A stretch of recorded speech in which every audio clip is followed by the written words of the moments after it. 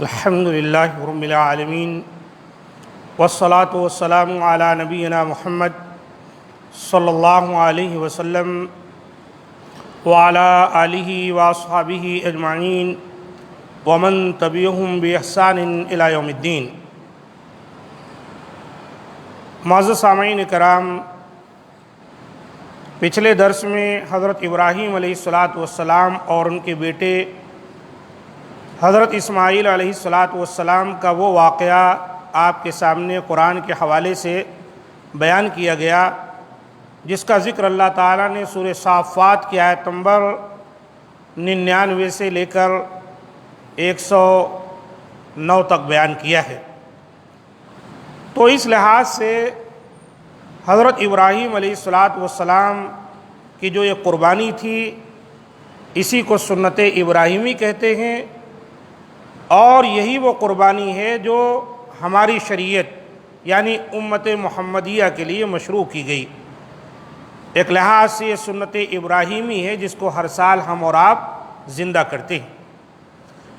اور اسی طرح حضرت اسماعیل علیہ السلام کی والدہ حضرت ہاجرہ، جن کو کہا جاتا ہے اور اصل تو حضرت ہاجر ہے، ان کا بھی واقعہ ہے۔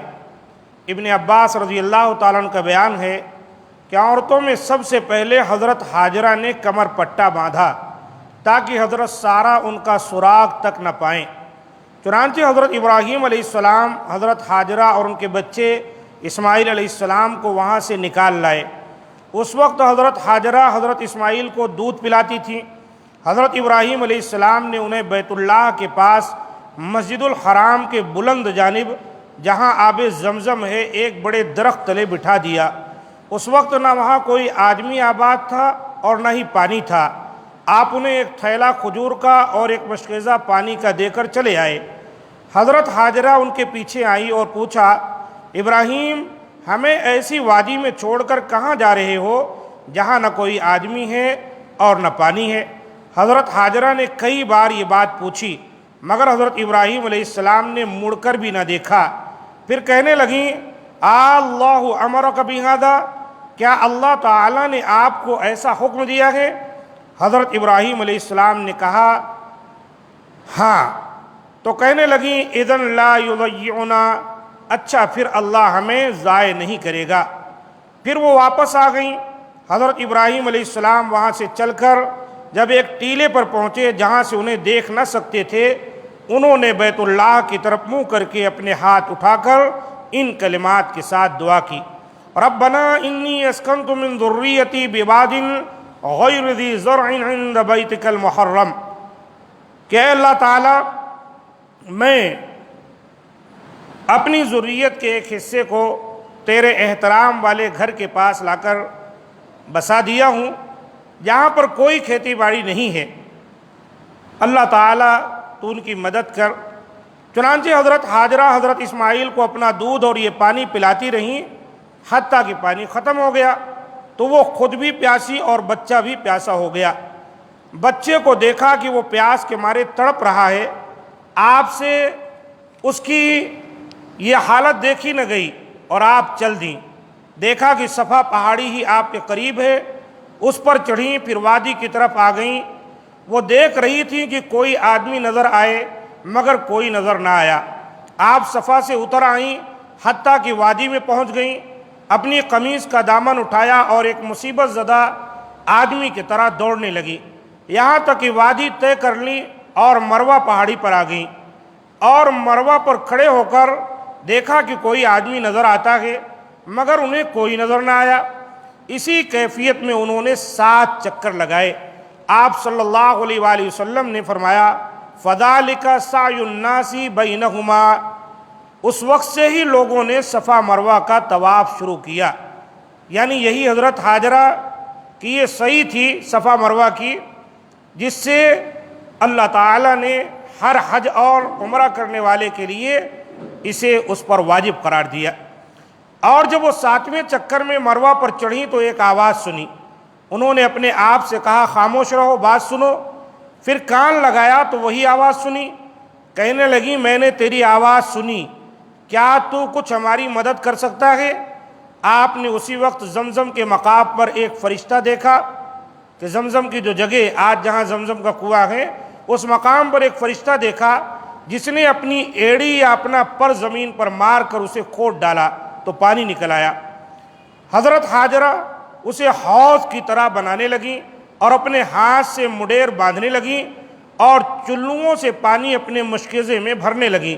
جب وہ چلو سے پانی لیتی تو اس کے بعد جوش سے پانی اور نکل آتا۔ آپ صلی اللہ علیہ وآلہ وسلم نے فرمایا یرحم اللہ ام اسماعیل لو ترکت زمزم او قال لو لم تغرف من الماء لکانت زمزم عینا معینا۔ اللہ تعالیٰ ام اسماعیل پر رحم فرمائے کہ ام اسماعیل پر اللہ تعالیٰ رحم فرمائے اگر وہ زمزم کو اپنے حال پر چھوڑ دیتی یا فرمایا اس سے چلو پانی نہ لیتی تو زمزم ایک بہتا ہوا چشمہ بن جاتا۔ چنانچہ حضرت ہاجرہ نے پانی پیا اور اپنے بچے کو دودھ پلایا۔ فرشتے نے ان سے کہا تم جان کی فکر نہ کرو، یہاں اللہ کا گھر ہے، یہ بچہ اور اس کا باپ اسے تعمیر کریں گے۔ اس وقت کعبہ گر کر زمین سے اونچا ٹیلا بن چکا تھا اور برسات کا پانی اس کے دائیں بائیں سے گزر جاتا تھا۔ پھر کچھ عرصہ بعد وہاں جرہم قبیلے کے لوگ یا ان کے گھر والے اوپر کے راستے سے آ رہے تھے، وہ ادھر سے گزرے اور مکہ کے نشیب میں اترے۔ انہوں نے وہاں ایک پرندہ گھومتا دیکھا تو کہنے لگے یہ پرندہ ضرور پانی پر گردش کر رہا ہے، ہم اس میدان سے واقف ہیں، یہاں کبھی پانی نہیں دیکھا۔ چنانچہ انہوں نے ایک دو آدمی بھیجے، انہوں نے پانی موجود پایا تو واپس جا کر انہیں پانی کی خبر دی تو وہ بھی آ گئے۔ حضرت ہاجرہ وہیں پانی کے پاس بیٹھی تھیں۔ انہوں نے پوچھا کیا ہمیں یہاں قیام کرنے کی اجازت دیں گی؟ حضرت ہاجرہ نے کہا ہاں، لیکن پانی میں تمہارا حق نہیں ہوگا۔ وہ کہنے لگے ٹھیک ہے۔ آپ صلی اللہ علیہ وسلم نے فرمایا ام اسماعیل خود بھی یہ چاہتی تھی کہ انسان وہاں آباد ہوں، چنانچہ وہ وہاں اتر پڑے اور اپنے گھر والوں کو بھی بلا بھیجا۔ جب وہاں ان کے کئی گھر آباد ہو گئے اور اسماعیل علیہ السلام جوان ہو گئے اور انہی لوگوں سے عربی سیکھی تو ان کی نگاہ میں وہ بڑے اچھے جوان نکلے۔ وہ ان سے محبت کرتے تھے اور اپنے خاندان کی ایک عورت ان کو بیاہ دی، یعنی ان کی شادی کر دی۔ پھر ان کی والدہ فوت ہو گئیں۔ یہ واقعہ بخاری شریف کے 3364 نمبر پر اس طرح سے آیا ہوا ہے۔ تو آپ نے یہاں پر دیکھا کہ حضرت اسماعیل علیہ السلام کی والدہ جو ہیں وہ بھی اللہ پر بہت زیادہ توکل اور بھروسہ کرنے والی خواتین میں سے ایک تھی۔ اللہ پر کیسے انہوں نے بھروسہ کیا کہ ابھی دودھ پیتا بچہ ہے اور کھانے کے لیے چند کھجوریں ہیں ایک جھولی میں اور پانی کے لیے ایک مشکیزہ ہے، اور شوہر یہ جنگل بیابان میں چھوڑ کر چلا جا رہا ہے، اور ایسے میں شوہر کوئی جواب بھی نہیں دے رہا ہے۔ پوچھتی ہیں اللہ امرک بہذا، اچھا ٹھیک ہے بھئی یہی بتا دو کیا اللہ نے حکم دیا ہے مجھے یہاں چھوڑنے کا؟ جب شوہر نے کہا کہ ہاں تو کہنے لگی جب اللہ تعالی ہمیں ضائع نہیں کرے گا جائیے۔ کتنا ایمان تھا اللہ کی ذات پر، اور یہی وجہ ہے کہ اللہ تعالیٰ نے ان کے بھروسے اور توکل کی لاج رکھی۔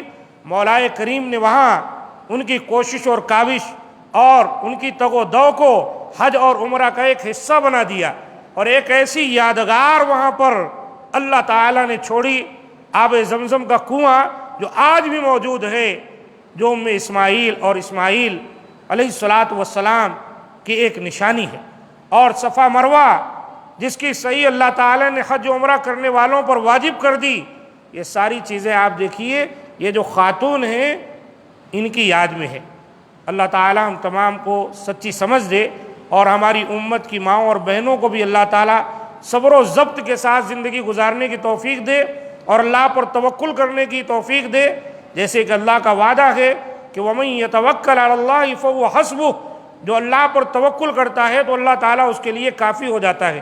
اگر ہماری خواتین بھی اللہ پر بھروسہ کریں گی، توکل کریں گی، تقوی اختیار کریں گی، تو اللہ تعالیٰ جیسے بہت سی خواتین اپنے بندیوں کہ اللہ تعالیٰ نے لاج رکھی ان کی مدد کی ہے، ویسے اللہ تعالیٰ آج بھی خواتین کی مدد فرمائے گا۔ ضرورت اس بات کی ہے کہ ہم ام اسماعیل جیسی بننے کی کوشش کریں۔